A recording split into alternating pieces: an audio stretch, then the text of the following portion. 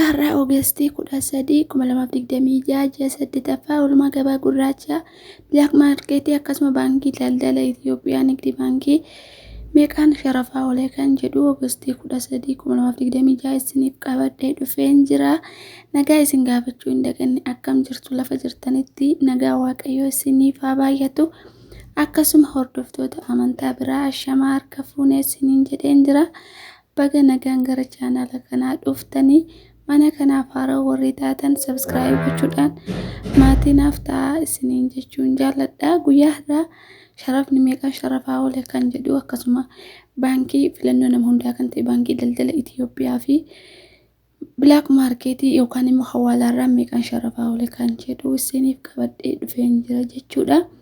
Hamma dhumaatti yoo nafaana buutan guyyaa har'aa meeqaan sharafaa akka oole ni argattu kan biyyoota gara biyyoota 14 jechuudha. Kanneen akka Kuwait diinaar, Dubaay dirham, Kanaadaa doolaar, Awustiraaliyaa doolaar, Ameerikaa doolaar, Swiss franc, Egyptian pound, Euro, Oman riyaal, Bahrain diinaar, Jordan diinaar kanneen biyyoota garaagaraa isiniif qabadhee dhufeen jira jechuudha. Mana kanaaf haaraa warri taatan ammallee maatiinaaf ta'uu hin dagatinaa. Akkasuma jalqaba akka dhuftaniin immoo laayik godhaa. Yoo laayik gootan viidiyoon kun gara biraatti sheer waan ta'uuf nallee fayyada. Namoonni illee akka irraa laallatan gargaara jechuudha. Akkasuma guyyaa har'a sharafni gadi bu'ee jira jechuudha. Xiqqoo gadi bu'eera. Meeqaan oole kan jedhu immoo viidiyoo keessanii argattu jechuudha. Jalqaba irratti kan argannu Kuweetidha. Kuweet diinaarii tokko gabaa gurraacha irraan 589.15. Baankii irraan 524.15 olee jira jechuudha. Kuweet 591 irra gahee ture. Xiqqoo gadi bu'ee jira jechuudha. Kan itti aanu Dubaay dirhamni tokko gabaa gurraacha irraan 49.53, baankii irraan 44.60. Kan itti aanu Kanaadaadha. Kanaadaa doolaarri tokko gabaa gurraacha irraan 130.47, baankii irraan 116.8 olee jira jechuudha. Kan itti aanu Awustiraaliyaadha. Awustiraaliyaa doolaarri tokko gabaa gurraacha irraan 128.32, baankii irraan 114.16 sharafamaa olee jira jechuudha. Kan itti aanu Ameerikaadha. Ameerikaa doolaarri tokko gabaa gurraacha irraan 181.85, baankii irraan 161.83 sharafamaa ooleera.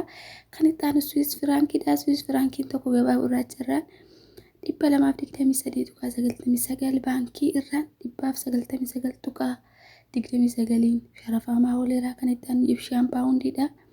Egyptian poundiin tokko gabaa gurraacha irraan 3.61, baankii irraan 3.21 sharafamaa oolee jira jechuudha. Kan itti aanu Euroodha. Euroon tokko gabaa gurraacha irraan 209.76, baankii irraan 286.68 sharafamaa oolee jira jechuudha. Kan itti aanu Oman riyaalii tokko gabaa gurraacha irraan 473.5, baankii irraan 420.90 sharafamaa oolee jira jechuudha. Kan itti aanu Bahrain diinaarii tokko gabaa gurraacha irraan 482.23, baankii irraan 428.92 sharafamaa oolee jira jechuudha. Kan itti aanu Joordaan diinaarii tokko gabaa gurraacha irraan 256.58, baankii irraan 228.24 sharafamaa oolee jira. Kan itti aanu British poundidha. British poundiin tokko gabaa gurraacha irraan 245.40, baankii irraan 418.31 sharafamaa oolee jira.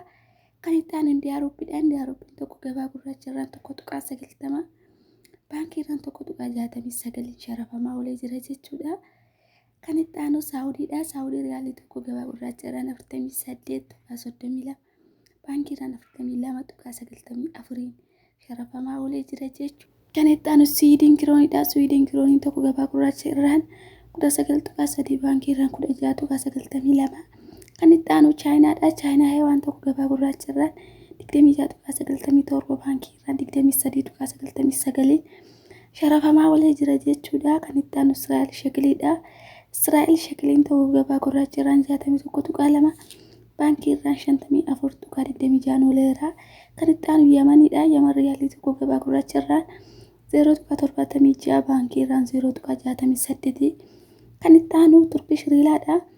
Turkish riilaan tokko gabaa gurraacha irraan 3.8, baankii irraan 3.38 sharafamaa oolee jira jechuudha. Guyyaa har'aa oolmaan hawaalaa yookaan Black Market akkasuma immoo baankii daldala Itoophiyaa yookaan nigdi baankii guyyaa har'aa kanaan sharafaa oolee jira jechuudha. Gabaa gurraacha irraan xiqqoo sharafni har'a gadi bu'eera. Akkasuma baankii irraan bareedarra jira jechuudha. Guyyaa har'aa oolmaan gabaa gurraacha Oogustii 13 kana fakkaata jechuudha. Ammallee mana kanaaf haaraa warri taatan maatiinaaf ta'uu hin dagatinaa na jajjabeessaa laayik godhaa.